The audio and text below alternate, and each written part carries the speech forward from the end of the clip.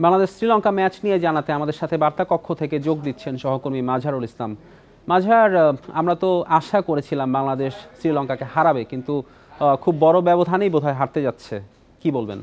হ্যাঁ, এখন সেটাই মনে হচ্ছে। আপনি দেখছেন যে তারা প্রায় জয়ের কাছাকাছি চলে গেছে।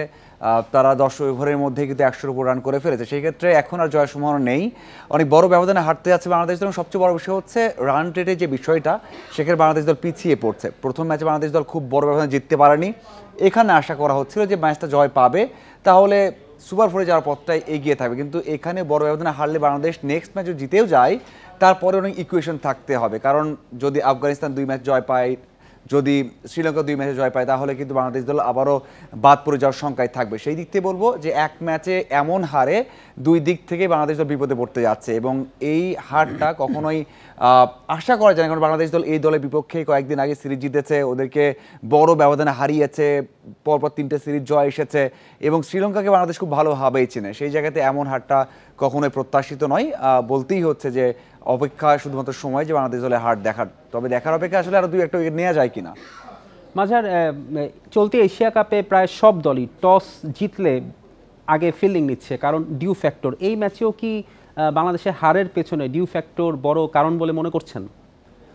দেখুন, তেমনটা নেই। তেমনটা ডিউ ফ্যাক্টর কিন্তু দুবাই বা আবুধাবিতে নেই। আপনি জানেন সেখানে খুবই গরম, এখন ডিউ ফ্যাক্টর কাজ করছে না। তবে সেখানে যে কোনো দলই চাইবে যেন একটা টার্গেটটা জানতে পারা।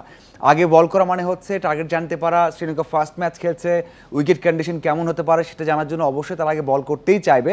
তো বাংলাদেশ ব্যাট পেয়েছে বলে এমনটা নয় যে বাংলাদেশ দল তখনই হেরে গেল। আমি পার্সোনালি বিশ্বাস করতাম যে বাংলাদেশ টস জিতলে ব্যাট নিত। কারণ বাংলাদেশ দল যদি যে বোলিং লাইন আপটা আছে সেখানে 170-180 রান করতে পারলে ম্যাচটা অন্যরকম হতে পারতো। এই ম্যাচে বাংলাদেশ দল প্রথমে যখন 13 রানে একটা উইকেট নিল, তখন তার প্রেশারে পড়ে গিয়েছিল, এবং 30 রানের মাথায় মায়াদি একটা ক্যাচ ছেড়েছেন। ওই ক্যাচটা ধরতে পারলেও কিন্তু অন্যরকম হতে পারতো। কারণ শ্রীলঙ্কাকে শুরুর দিকে পাওয়ার প্লেতে যদি একটু প্রেশারে রাখা যেত, বাংলাদেশ দল কিন্তু এই ম্যাচটা অন্যরকম হতে পারতো। টি-20 ম্যাচ যে কোনো সময় ম্যাচটা ঘুরে যায়। আমি আরেকটা জিনিস বিশ্বাস করতাম যে এই ম্যাচে বাংলাদেশ দলের 2টা পরিবর্তন দরকার ছিল। একটা হচ্ছে নাসুমকে নেওয়ার দরকার ছিল রিশাদের জায়গায়, হৃদয়ের জায়গায় দরকার ছিল সাইফকে নেওয়া। মাঝার, এই জায়গাটায় বলতে চাই, 2 ওপেনার ব্যর্থ হয়েছেন, তারা বরাবরই রান করে থাকেন, ব্যর্থ হতেই পারেন। লিটন চেষ্টা করছিলেন ইনিংসটা বড় করার, কিন্তু হৃদয় যিনি অফ ফর্মে দীর্ঘদিন ধরে উনি টাচে নেই, তার জায়গায় সাইফকে খেলানোটা কি খুব জরুরি ছিল না? অবশ্যই অবশ্যই, সেটাই বলছিলাম যে খুবই জরুরি ছিল। সাথে হচ্ছে একটা বোলিং অপশন আপনার হাতে তৈরি হওয়া। আপনি যখন সাইফকে নেবেন, সাইফ কিন্তু গ্লোবাল সুপার লিগ, বিপিএল, ডোমেস্টিকে বল করেন, নিয়মিতভাবে বল করেন এবং উইকেট নেন। বাংলাদেশের হয়ে যখন খেলতে নামলেন 2.5 বছর পর সিলেটের মাটিতে, সেখানে 2টা উইকেট নিয়েছেন খুবই কম রান দিয়ে। সেই দিক থেকে আপনি যখন এরকম বড় ম্যাচ খেলছেন, মাত্র 5 জন স্পেশালিস্ট বোলার দিয়ে আপনার হবে না, আপনার একটা বোলিং অপশন লাগবে। সেই অপশন আপনার হাতে নেই। যদি আপনি অফ ফর্মে থাকা বা আত্মবিশ্বাসে ঘাটতি থাকা হৃদয়কে বাদ দিয়ে রাখেন, সেখানে সাইফকে নেন, তার আত্মবিশ্বাসটা বাড়বে এবং ফর্মে রয়েছেন, বল করতে পারেন এবং নতুন করে শুরু করতে পারবেন, নিজেকে প্রমাণের জায়গা ছিল। এই সব বিষয় চিন্তা করলে আপনি অবশ্যই সাইফকে খেলাতে পারতেন, এবং সাইফ যদি সফল হতেন, বাংলাদেশ দল কিন্তু এই ম্যাচও ভালো করতে পারতো। যে অপশনটা ক্রিয়েটটা হতো, সেটা আমরা করতে পারিনি। আরেকটা বিষয় হচ্ছে, না সবসময় মনে হয় যে যখন আপনার লো স্কোরিং ম্যাচ হবে তখন আপনি নাসুমকে খেলাবেন। আপনি বাংলাদেশ দল যখন নিউজিল্যান্ডকে হারিয়েছে, আপনাকে অস্ট্রেলিয়াকে হারিয়েছে, বা লো স্কোরিং ম্যাচ হয়, ওর ভেরিয়েশন খুবই ভালো নাসুমের, সেই দিক থেকে তাকে নেওয়া খুবই দরকার ছিল। অন্যদিকে আপনি রিশাদকে নেবেন উইকেট টেকার হিসেবে। যখন আপনার বিগ স্কোরিং ম্যাচ হবে, সেখানে আপনার রান দিবে একটা বোলার 4 ওভারে 40, কিন্তু 3টা উইকেট নেবে। কিন্তু এখানে হবে স্লো এবং লো স্কোরিং ম্যাচ, সেখানে আপনি অবশ্যই রিশাদের জায়গায় নাসুমকে খেলাবেন। আমার মনে হয় এই জায়গাতে ভুল হয়েছে।